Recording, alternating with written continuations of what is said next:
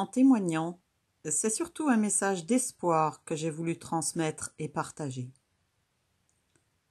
Le silence, les secrets et l'indifférence sont criminels. Le silence est le complice idéal des secrets familiaux, car il détourne l'attention des réelles victimes. Les secrets sont des poisons, car ils renforcent les traumatismes. L'indifférence confirme que vous n'êtes qu'un objet utile, utilisable, formatable, jetable dans leur scénario et non considéré comme un individu à part entière, ayant aussi des droits, des besoins, des désirs et envies. Le silence, les secrets et l'indifférence assurent à tous les membres complices, actifs ou non, d'une même famille, communauté, un déni de leur responsabilité, leur bonne réputation, leur impunité et surtout les récidives. Il est toujours plus aisé de pointer du doigt la victime comme aliénée, hystérique, que d'admettre que des actes criminels ont bien eu lieu, parfois sous leurs yeux, et qu'ils n'ont rien fait pour que cela cesse. Sans parler de toutes les prescriptions juridiques imposées à la victime survivante. Le silence, les secrets et l'indifférence visent à noyer les dysfonctionnements transgénérationnels non pris en charge et non traités, en particulier les déviances sexuelles, les violences, les possibles addictions et les stress post-traumatismes associés.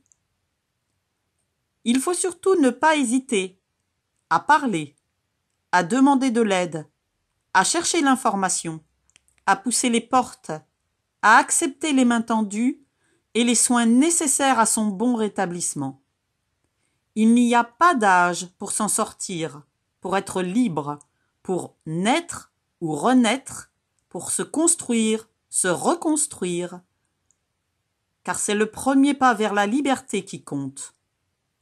Ce jour où l'on choisit de briser le silence et d'avancer. Il y a 30 ans, fuir était quasiment impossible, mais aujourd'hui c'est autre chose. Quelle que soit votre histoire, que vous soyez victime, en cause ou témoin, les troubles de la mémoire traumatique et l'état de stress post-traumatisme peuvent toucher n'importe qui, n'importe quelle profession, n'importe quand, n'importe quel âge, n'importe quel événement de la vie quotidienne. Soyez vigilants aux premiers symptômes qui ne trompent pas, qui aujourd'hui peuvent être pris en charge très rapidement en évitant des aggravations de santé, voire des maladies lourdes, le handicap et des complications familiales. Il est vital de constituer sa propre boîte à outils de survie, d'information et de guérison auprès de professionnels, d'établissements spécialisés, d'associations, de réseaux d'autres victimes survivantes et d'entendre que vous n'êtes pas seul.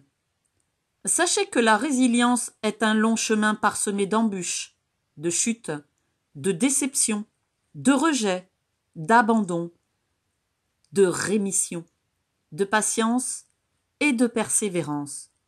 Mais qu'elle en vaut la peine. Votre histoire est votre force pour vous sortir des traumatismes. Vous êtes la clé de votre rétablissement. Elle est souvent la source de votre mission de vie. Pour ne plus subir, il faut agir et briser le silence. Redevenez, devenez acteur, actrice de votre vie. Vous êtes votre solution. Osez faire le premier pas vers votre liberté. Car libérer la parole et briser le silence, c'est échapper à sa déshumanisation. Merci.